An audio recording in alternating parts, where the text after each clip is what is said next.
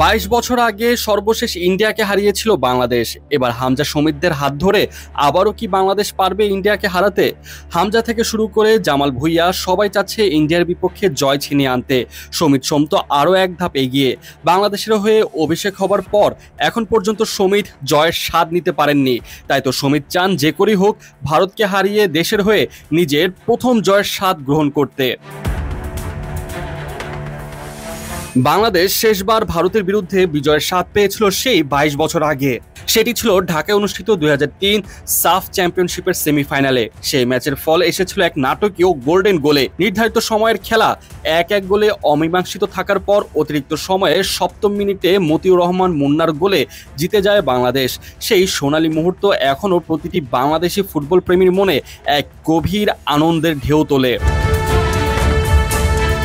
এছাড়াও 6 বছর আগে কলকাতার বুকে ভারতকে প্রায় হারিয়ে দিতে বসেছিল লাল সবুজের দল। শেষ মুহূর্তে ম্যাচটি ড্র হলেও সেই স্মৃতি আজও রোমাঞ্চকর।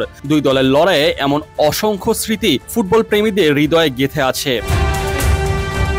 অন্যদিকে ভারত সর্বশেষ বাংলাদেশকে পরাস্ত করেছিল এই তো 4 বছর আগে, অর্থাৎ 2021 সালে দোহায় অনুষ্ঠিত বিশ্বকাপ বাছাই পর্বের সেই ম্যাচে তারা 2-0 গোলের ব্যবধানে জয় তুলে নিয়েছিল। তবে এরপর দুই দল আরও দুইবার একে অপরের মুখোমুখি হলেও প্রত্যেকবারই ম্যাচ ড্র হয়েছে, যা আজকের ম্যাচের আগে দুই দলের শক্তির সাম্যতাকে তুলে ধরেছে। ভারত বাংলাদেশ ম্যাচে শুধুমাত্র মাঠেই নয়, অতীতেও উত্তাপ ছড়াতে দেখা গেছে, এমনকি সেটা মাঠের সীমানা ছাড়িয়ে গ্যালারি পর্যন্ত বিস্তৃত হয়েছে। এমনই এক নজিরবিহীন ঘটনা ঘটেছিল 1985 সালে ঢাকার সাফ ফাইনালের সময়। সে ম্যাচে গ্যালারির উত্তেজনা এতটাই চরমে পৌঁছে গিয়েছিল যে রেফারিকে সাময়িকভাবে ম্যাচ কিছুক্ষণ বন্ধ রাখতে হয়। খেলাটি শেষ পর্যন্ত 1-1 গোলে ড্র হয় এবং ট্রাইব্রেকারে ভারতের কাছে হেরে যায় বাংলাদেশ।